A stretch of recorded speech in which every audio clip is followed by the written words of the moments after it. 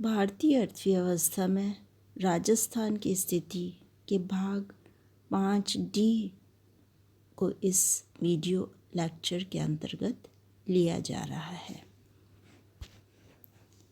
हम आधार संरचना का अध्ययन कर रहे हैं।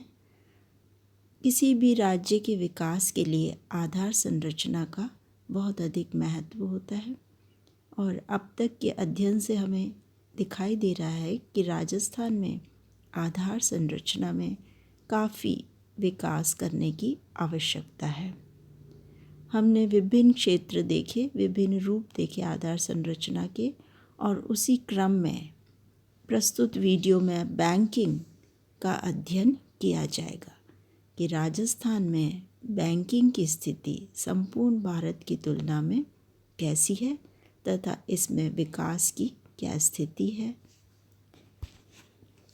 सबसे पहले हम ये जान लें कि बैंकिंग का महत्व क्या है आर्थिक विकास के अंतर्गत। बैंकिंग अवसंरचना और आर्थिक विकास। अवसंरचना हम आधारभूत संरचना को या आधारभूत ढांचे को कहते हैं, और वित्तीय संस्थाओं जिसमें बैंक भी शामिल हैं, इनके द्वारा जमाओं को प्रोत्साहन एवं विभिन्न क्षेत्रों में ऋण वितरण कर राज्य के आर्थिक विकास में अहम भूमिका निभाई जा रही है। जमाओं के द्वारा ऋण का वितरण किया जाता है, क्रेडिट क्रिएशन होता है, साख का निर्माण होता है और साख अर्थात ऋण प्रदान किया जाता है विभिन्न क्षेत्रों को। कृषि क्षेत्र, औद्योगिक क्षेत्र इत्यादि के विकास में ये अहम भूमिका निभाते हैं। नियोजित वित्त पोषण प्रदान करने के क्रम में राज्य में विकास कार्यक्रमों हेतु वित्त पोषण की ज़रूरत के मद्देनज़र सरकार द्वारा बैंकों एवं अन्य आवधिक उधार देने वाली संस्थाओं से अधिकाधिक संस्थागत वित्त लेने की व्यवस्था प्रारंभ की गई है। आवधिक का क्या तात्पर्य है? समय अवधि के लिए, निश्चित समय अवधि के लिए जो ऋण दिए जाते हैं, फिर उनको उस समय अवधि के दौरान लौटाया जा सकता है। राज्य के विकास हेतु जो ऋण आधारित कार्यक्रम हैं, वो उनमें से महत्वपूर्ण हैं राष्ट्रीय ग्रामीण आजीविका मिशन, राष्ट्रीय शहरी आजीविका मिशन, दीनदयाल अंत्योदय योजना DAY, प्रधानमंत्री रोजगार सृजन कार्यक्रम तथा अनुसूचित जाति एवं जनजाति के विकास की योजनाएं एवं अन्य गरीबी उन्मूलन कार्यक्रम कमज़ोर वर्गों के विकास हेतु बैंकों की सहायता से चलाए जा रहे हैं। ये सभी कार्यक्रम इसके अंतर्गत विनियोग बैंकों से ऋण लेकर किया जाता है। ग्रामीण विकास की विभिन्न योजनाओं के क्रियान्वयन में बैंक विशेषतः क्षेत्रीय ग्रामीण बैंक ऋण सहायता देकर कमज़ोर वर्गों के उत्थान के राष्ट्रीय उद्देश्य को पूर्ण करने के लिए सहयोग प्रदान करते हैं। जो राष्ट्र का उद्देश्य है उसकी पूर्ति तभी हो सकती है जब सभी राज्य मिलकर उस उद्देश्य की पूर्ति के लिए काम करें, और कमज़ोर वर्गों के उत्थान का महत्वपूर्ण उद्देश्य है। यदि आर्थिक विकास हो और साथ में कमज़ोर वर्गों का उत्थान न हो तो आर्थिक विकास का कोई महत्व नहीं रह जाता है। इस तरह से कमज़ोर वर्गों के विकास में बैंकिंग विशेषकर क्षेत्रीय ग्रामीण बैंक महत्वपूर्ण भूमिका निभाते हैं। तालिका 1 के अंदर हम बैंक शाखाओं, जमा और ऋण के तुलनात्मक अध्ययन भारत व राजस्थान के संदर्भ में करेंगे। राजस्थान के लिए भी है ये और भारत के लिए भी दिया हुआ है। इसके अंतर्गत क्षेत्रीय ग्रामीण बैंक हैं, विदेशी बैंक हैं, निजी क्षेत्र के बैंक हैं, सार्वजनिक क्षेत्र के बैंक हैं और लघु वित्त बैंक हैं तथा सभी अनुसूचित वाणिज्य बैंक हैं, मतलब जो लिस्टेड कमर्शियल बैंक्स हैं, वाणिज्य बैंक हैं जिनमें हम अपने पैसे इत्यादि जमा करवाते हैं। ये वो हैं जो हम सभी काम में लेते हैं। 6 नंबर पे सभी अनुसूचित वाणिज्य बैंक। तो इसमें हम कैसे देखेंगे आंकड़े? 2018 के सितंबर जब इनका वो ख़त्म होता है और 2019 का सितंबर ये राजस्थान के लिए भी है और यही भारत के लिए भी है। राजस्थान के लिए, भारत के लिए 2018, 2019, 2018, 2019। तो एक और तो ये आंकड़े हमें राजस्थान और भारत की तुलना करवाते हैं। दूसरी ओर ये 2 वर्षों के बीच में वृद्धि हो रही है या नहीं हो रही है और इन दोनों के बीच में वृद्धि के अंतर को भी दर्शाते हैं। तो सबसे पहले ग्रामीण बैंक हैं, क्षेत्रीय ग्रामीण बैंक। जैसा हमने देखा बहुत ही महत्वपूर्ण भूमिका निभाते क्षेत्रीय ग्रामीण बैंक गरीबी उन्मूलन और कमज़ोर वर्गों के आर्थिक विकास के अंतर्गत। और इसमें यदि बढ़त देखी जाए राजस्थान में तो थोड़ी सी बढ़त हमें शाखाओं की संख्या में दिखाई देती है, 1536 से 1560। जमा में भी थोड़ी वृद्धि दिखाई देती है, करीब 4000 की। ऋण के अंदर करीब 2000 की वृद्धि हमें दिखाई देती है।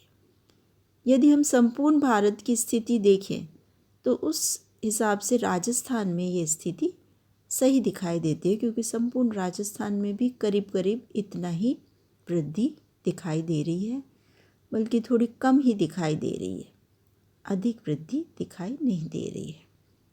विदेशी बैंक, इनके कार्यालय में कोई खास वृद्धि दिखाई नहीं दे रही है, 6 ही हैं ये, जबकि भारत में इनमें काफ़ी वृद्धि हुई है। जमा के अंदर वृद्धि दिखाई दे रही है और दोनों ही के अंदर ये वृद्धि दिखाई दे रही है, राजस्थान और भारत के अंदर। ऋणों में आप देखते हैं कमी आई है राजस्थान में, जबकि भारत में इसमें वृद्धि दिखाई दे रही है। तो यहाँ पर थोड़ा विदेशी बैंकों के कार्यकलाप पर ध्यान देने की आवश्यकता है कि वे क्यों उधार नहीं दे रहे हैं, क्यों विनियोग के लिए ऋण उपलब्ध नहीं करवा रहे हैं। तीसरे नंबर पर है निजी क्षेत्र के बैंक। निजी क्षेत्र की संख्याओं में वृद्धि हो रही है, जमा में भी वृद्धि हो रही है और ऋण के अंदर भी वृद्धि हो रही है। तो जहाँ विदेशी बैंकों का ऋण में इतना सहयोग नहीं है, निजी बैंकों का, निजी क्षेत्र जो सरकारी नहीं है फिर भी उनका राष्ट्रीय उद्देश्य की पूर्ति के लिए ऋण बांटने का कार्य बढ़ रहा है, उसमें काफ़ी अच्छी वृद्धि हमको दिखाई देती है। इसी तरह से संपूर्ण भारत में भी ये वृद्धि दिखाई देती है। सार्वजनिक क्षेत्र के बैंक,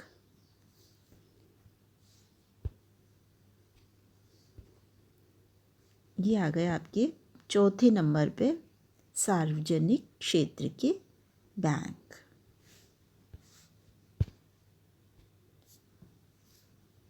ये सरकारी बैंक हैं, इनके अंदर शाखाओं की संख्या कम हो गई है, ये बहुत ही चिंता का विषय है। जैसे निजी बैंक बढ़ रहे हैं तो सार्वजनिक क्षेत्र के बैंक या सरकारी बैंक कम हो रहे हैं, जबकि लोगों का विश्वास अधिक होने से इनकी जमाएं फिर भी बढ़ रही हैं। ये दोनों में ही आपको दिखाई देगा, राजस्थान में भी और भारत में भी। ऋण जो दे रहे हैं ये भी बढ़ रहा है, राजस्थान में भी भारत में भी। लघु वित्त बैंक 5वें नंबर पे हैं, इनकी संख्या में भी वृद्धि हो रही है, इनके जमाओं में भी वृद्धि हो रही है और इनके ऋण काफ़ी तेज़ी से बढ़ रहे हैं।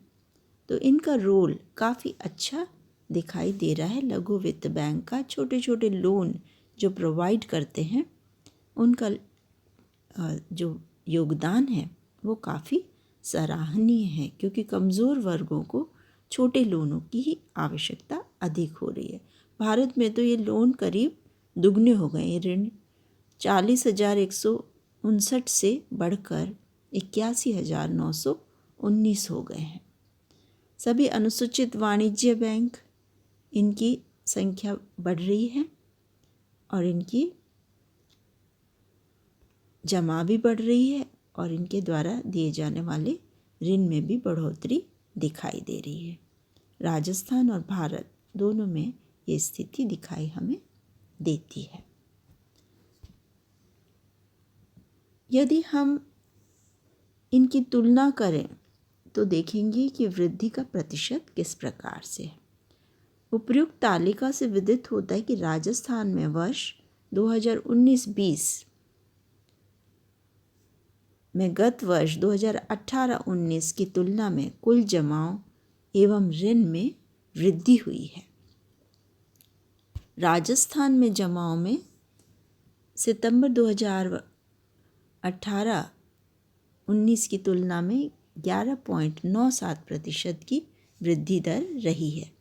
इसी समयावधि में अखिल भारतीय स्तर पर यह वृद्धि 10.05% रही है। इस प्रकार राजस्थान की जो वृद्धि दर है वह संपूर्ण भारत की वृद्धि दर से अधिक है। हालांकि बहुत ज़्यादा अंतर नहीं है, पर 2% का अंतर भी इसमें काफ़ी महत्वपूर्ण है। राजस्थान में सितंबर 2019 में सभी अनुसूचित वाणिज्य बैंकों का ऋण जमा अनुपात 78.31% था। अर्थात ऋण जो दिया जा रहा था जमा के अनुपात में, तो कुल जमाओं का 78% के बराबर ऋण दिया जा रहा था। और अखिल भारतीय स्तर पे यह अनुपात है 75.62%। इस प्रकार राजस्थान में यह प्रतिशत भी संपूर्ण भारत से अधिक है। अर्थात जमाओं के अनुपात में ऋण अधिक दिए जा रहे हैं राजस्थान में। ऋण वितरण की बात यदि हम करें तो वो 74.43% राजस्थान में और 76.44% संपूर्ण भारत के लिए या अखिल भारतीय स्तर पर था। यहाँ राजस्थान थोड़ा पिछड़ा हुआ नज़र आता है, भारत से कम दिखाई देता है। और सितंबर 2019 में यदि देखा जाए तो कुल ऋण वितरण में राजस्थान में 17.8% की वृद्धि हुई, जबकि अखिल भारतीय स्तर पर यह बढ़ोतरी सिर्फ 8.88% की थी। तो 2018 में जो कमी थी उसे 2019 में काफ़ी हद तक पूरा किया गया है। बल्कि संपूर्ण भारत की तुलना में तो राजस्थान की स्थिति काफ़ी अच्छी है, करीब दुगनी है ऋण वितरण की प्रतिशत। 17.80 है राजस्थान में, जबकि अखिल भारतीय स्तर पर ये 8.88% ही है। बैंकिंग सुविधाओं की स्थिति की बात करें तो राज्य में अनुमानित जनसंख्या वर्ष 2019 में थी 764.4 लाख। इसमें औसतन 10,204 व्यक्तियों पर एक बैंक शाखा थी। इस प्रकार से बैंक शाखा कम दिखाई देती हैं, क्योंकि 10,000 लोगों पर एक बैंक शाखा काफ़ी कम है और औसतन 46 वर्ग किलोमीटर पर एक बैंक की शाखा कार्यरत है। ये भी काफ़ी कम नज़र आती है। राज्यवार तुलना के लिए तालिका 2 देखेंगे हम। तालिका 2 में सभी राज्यों के लिए, महत्वपूर्ण राज्यों के लिए तथा अखिल भारत के लिए, नीचे अखिल भारत है और संपूर्ण राज्य हैं, जिसमें राजस्थान 13वें नंबर पे दिखाई दे रहा है। इसमें हम बैंकों की संख्या, जमा और ऋण से संबंधित आंकड़े देखेंगे। पहले हम देख लें क्या क्या ये दिखा रहे हैं। प्रति लाख जनसंख्या पर बैंकों की संख्या, प्रति व्यक्ति बैंक जमा, प्रति व्यक्ति बैंक ऋण। प्रति लाख जनसंख्या पर बैंकों की संख्या देखेंगे हम, प्रति व्यक्ति बैंक जमा देखेंगे और प्रति व्यक्ति बैंक ऋण इसके अंतर्गत देखेंगे। यहाँ हम राजस्थान की तुलना करेंगे अन्य राज्यों से। जैसे राजस्थान में बैंक शाखाओं की संख्या, बैंकों की संख्या है 10 प्रति लाख जनसंख्या पे, जो काफ़ी कम है यदि हम पंजाब से तुलना करें। पंजाब में ये 22 है। इसी प्रकार से हिमाचल प्रदेश में भी ये 22 है। महाराष्ट्र में काफ़ी विकसित राज्य है पर वहाँ ये 10 ही है, जबकि केरल में 18 है। तो इस प्रकार राजस्थान में काफ़ी कम वाली स्थिति दिखाई दे रही है कुल बैंकों की संख्या के अंतर्गत। दूसरी स्थिति हमारी आती है, यहाँ हम देख रहे हैं कुल जमाएं। कुल जमा यदि हम देखें तो राजस्थान में यह प्रति व्यक्ति है 52,688, और ये सभी राज्य जिसमें मैंने ये दिखाया आपको, सभी में राजस्थान से बहुत अधिक जमाएं हैं। चाहे गुजरात हो, चाहे हरियाणा हो, चाहे हिमाचल प्रदेश हो, कर्नाटक हो, केरल हो, सभी में है। मध्य प्रदेश जरूर पिछड़ा हुआ है। बाकी महाराष्ट्र में भी आप देख रहे हो ब्रांच की संख्या, नंबर ऑफ ब्रांचेस भले ही कम हो परंतु जमा बहुत अधिक है। तो इस प्रकार से विकसित राष्ट्र होने के कारण लोगों की बचत भी अधिक है और उनकी जमाएं भी अधिक है, चाहे ब्रांचेस कम है। जबकि राजस्थान में ब्रांचेस भी कम हैं और जमाएं भी काफ़ी कम है, जो हमारी पिछड़ी स्थिति को दिखाता है। अर्थात लोगों की सेविंग्स कम है और वो कम राशि जमा करवा रहे हैं। तीसरी स्थिति आती है प्रति व्यक्ति बैंक ऋण की स्थिति।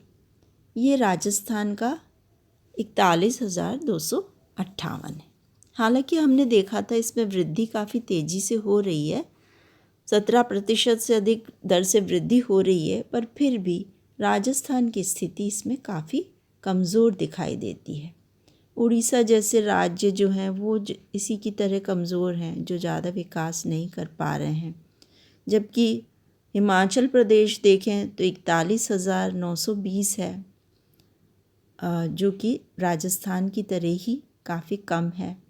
जबकि कर्नाटक में ये काफ़ी अधिक है। इसी तरह से हरियाणा में ये काफ़ी अधिक है, गुजरात में काफ़ी अधिक है। तो इन राज्यों में स्थिति काफ़ी अच्छी है। जबकि बिहार में कमज़ोर स्थिति है, आंध्र प्रदेश में स्थिति अच्छी है और असम में कमज़ोर स्थिति है। तो इस तरह से जो विकसित राज्य हैं, जैसे महाराष्ट्र भी है जिसकी सर्वाधिक है, महाराष्ट्र की सर्वाधिक विकसित राज्यों में सर्वाधिक है। तमिलनाडु की स्थिति भी अच्छी है। तो विकास कब होता है? जब अधिक ऋण की उपलब्धता कराई जाती है। इसी तरह से तेलंगाना की स्थिति भी बहुत अच्छी है। ये सभी तेज़ी से विकास करने वाले राज्य हैं जिनकी ऋण बांटने की या ऋण वितरण की, प्रति व्यक्ति ऋण वितरण की स्थिति अच्छी है। तो राजस्थान को इसमें काफ़ी सुधार करने की आवश्यकता है। तीनों ही स्थितियों में राजस्थान की स्थिति बहुत अच्छी दिखाई नहीं देती है, बल्कि बहुत कमज़ोर स्थिति दिखाई देती है। और इन तीनों में ही चाहे ब्रांचेस की संख्या हो, चाहे जमाएं हों और चाहे वितरण हो, इन तीनों में ही बहुत अधिक ध्यान देने की आवश्यकता है। बैंकिंग क्षेत्र में विकास करने की आवश्यकता है।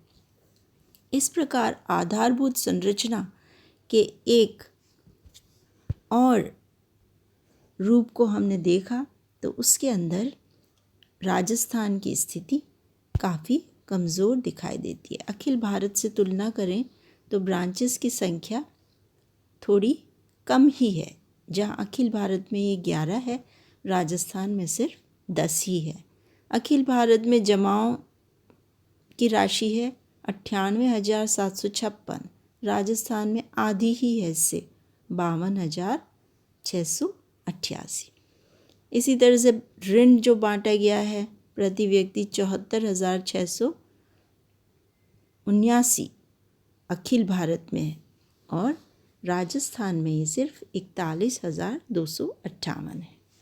तो आधार संरचना के इस रूप बैंकिंग के अंतर्गत भी हम देखते हैं कि संपूर्ण भारत की तुलना में राजस्थान की स्थिति काफ़ी कमज़ोर है और विकसित राज्यों की तुलना में भी राजस्थान की स्थिति बहुत कमज़ोर है यदि हम जमाओं और ऋण की स्थिति देखते हैं। आधारभूत संरचना जैसा हमने देखा किसी भी राज्य और देश के विकास की महत्वपूर्ण ज़रूरत है, इसके बिना ये संभव नहीं हो सकता है। इसलिए हमें आधारभूत संरचना के विकास पर विशेष जोर देना चाहिए, तभी हम अन्य बड़े राज्यों से कदम मिलाकर चल सकते हैं और राष्ट्रीय उद्देश्य की पूर्ति कर सकते हैं। धन्यवाद।